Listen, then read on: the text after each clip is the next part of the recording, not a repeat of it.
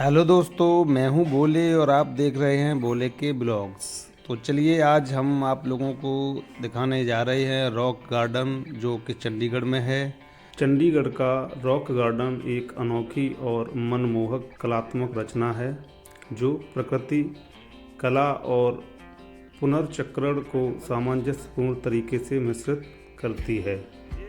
स्वयं शिक्षित कलाकार और सरकारी कर्मचारी नेक चंद द्वारा निर्मित यह रॉक गार्डन मानवीय रचनात्मकता और दृढ़ संकल्प का प्रमाण है। इसे अक्सर चंडीगढ़ के सबसे महत्वपूर्ण स्थलों में से एक माना जाता है और पर्यटकों और कला प्रेमियों के लिए यह एक जरूरी जगह व स्थान है। रॉक गार्डन को अलग पहचान देने वाली बात है इसमें इस्तेमाल की गई रिसाइकिल की गई सामग्रियों का रचनात्मक इस्तेमाल। रिसाइकिल मतलब जो यूज करी गई, जिसको लोग यूज करके फेंक देते हैं, वो नेक चंद जी ने उसका इस रॉक गार्डन को बनाने में इस्तेमाल किया है। जो जटिल मूर्तियाँ, रास्ते, मेहराब और कलात्मक व्यवस्था बनाने के लिए सरलता से फिर से इस्तेमाल किया जाता है, जो प्राकृतिक परिवेश में जगह रूप से घुल मिल जाती हैं। पारंपरिक गांवों की याद दिलाने वाली रचनाएं भी शामिल हैं। कुल मिलाकर हम कह सकते हैं कि रॉक गार्डन शांति का स्थान है जो शहर की भागदौड़ से राहत प्रदान करता है और कला और प्रकृति के मिलन की सराहना करने का अवसर प्रदान करता है। बगीचे का डिजाइन घूमने और खोज करने को प्रोत्साहित करता है, जिससे आगंतुकों को कला के साथ व्यक्तिगत और अंतरंग तरीके से बातचीत करने का मौका मिलता है। रॉक गार्डन का इतिहास बहुत ही आकर्षक है, जो इसके निर्माता नेकचंद सैनी की दूरदर्शिता, रचनात्मकता और समर्पण को दर्शाता है। ऐसा कहा जाता है कि वे चंडीगढ़ इंजीनियरिंग विभाग में सड़क निरीक्षक के रूप में काम करते थे। अपने काम के दौरान वे अक्सर निर्माण स्थलों से टूटी हुई टाइलें, चूड़ियाँ, कांच और पत्थर जैसी सामग्री एकत्रित करते थे। बचपन की रचनात्मकता और कचरे को किसी खूबसूरत चीज़ में बदलने की इच्छा से प्रेरित होकर उन्होंने 1957 में सुखना झील के पास एक घाटी में गुप्त रूप से मूर्तियां और प्रतिष्ठान बनाना शुरू कर दिया था। एक दशक से भी ज़्यादा समय तक नेकचंद ने गुप्त रूप से काम किया। अपनी शामें और सप्ताहांत अपनी मूर्तियां बनाने में लगाए। उन्होंने चट्टानी इलाके को जटिल रास्तों, झरनों, एम्फी थिएटर और पुनर्चक्रित सामग्रियों से बनी हजारों मूर्तियों की दुनिया में बदल दिया। उनकी कृतियों में मानव आकृतियों, जानवरों, अमूर्त डिजाइनों का मिश्रण दर्शाया गया है, जो प्रकृति और संस्कृति दोनों के साथ उनके गहरे जुड़ाव को दर्शाता है। 1960 के दशक के आखिर में नियमित निरीक्षण के दौरान शहर के अधिकारियों ने नेकचंद के गुप्त उद्यान की खोज की। शुरू में उनके काम को प्रतिरोध का सामना करना पड़ा और इसे अनधिकृत माना गया।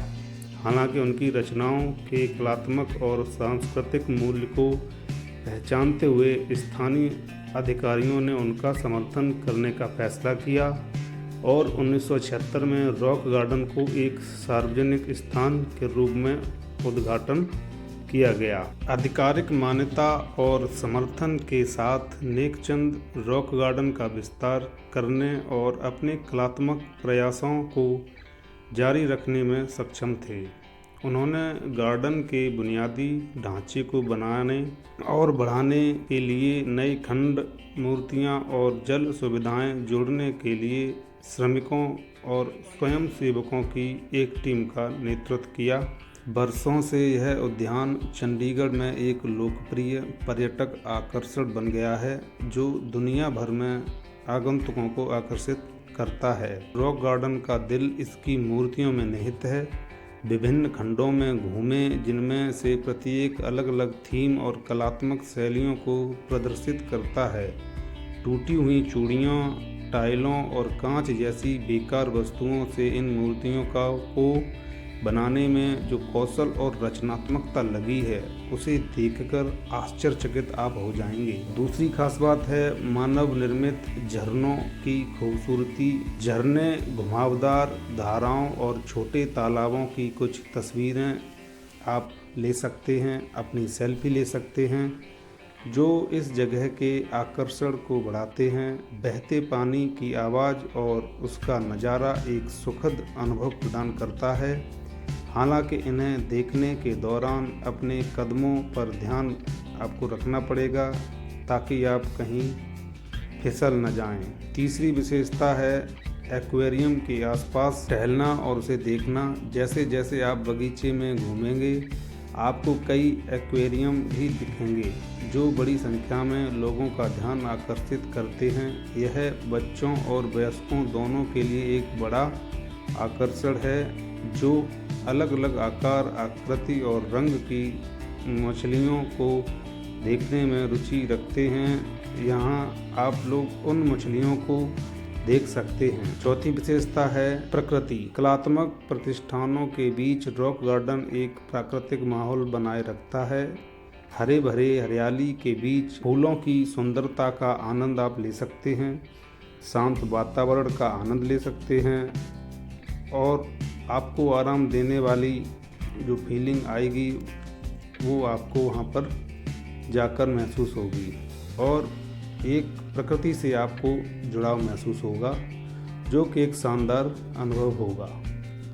नंबर 5वां इसकी जो विशेषता है, यदि आप पिकनिक का आनंद लेना चाहते हैं तो भी आप रॉक गार्डन जा सकते हैं, क्योंकि रॉक गार्डन में पिकनिक स्पॉट बनाए गए हैं जहां आप आराम कर सकते हैं, नाश्ता कर सकते हैं और दोस्तों और परिवार के साथ क्वालिटी टाइम स्पेंड कर सकते हैं। खूबसूरत परिवेश और अनोखी मूर्तियां पिकनिक के लिए आदर्श जगह बनाती हैं। आप अपनी यात्रा का पूरा आनंद लेने के लिए बगीचे के अंत में स्थित विभिन्न खाद्य स्टॉलों और भोजनालयों की त्वरित जलपान भी ले सकते हैं। वहाँ यानी छोटी छोटी दुकानें लगी हुई हैं। जब भी आप रॉक गार्डन में जाएंगे तो एम्फी थिएटर के लिए कुछ समय निकालना आप न भूलें। यह समय समय पर हर रोज़ विभिन्न सांस्कृतिक कार्यक्रमों और प्रदर्शनों के आयोजन के लिए जाना जाता है।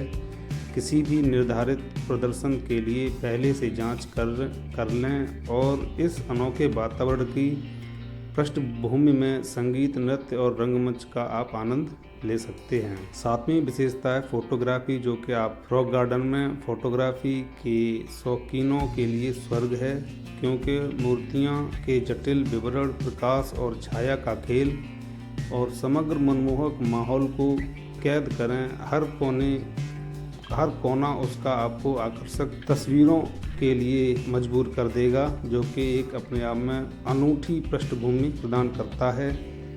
8वीं विशेषता है भूल भुलैया। रॉक गार्डन उद्यान में भूल भुलैया में अपने नेविगेशन कौशल का परीक्षण करें। रास्ते आपको मोड़ और घुमाव की एक श्रृंखला के माध्यम से ले जाते हैं, जो सभी उम्र के आगंतुकों के लिए एक मज़ेदार और आकर्षक गतिविधि प्रदान करते हैं। रॉक गार्डन में एक स्मारिका दुकान है, जहां आप स्थानीय कारीगरों द्वारा बनाई गई हस्तशिल्प कलाकृतियां और अन्य वस्तुएं खरीद सकते हैं। ये घर वापस ले जाने के लिए रॉक गार्डन में प्रवेश शुल्क वयस्कों के लिए 30 रुपये प्रति व्यक्ति और बच्चों के लिए 10 रुपये प्रति व्यक्ति है।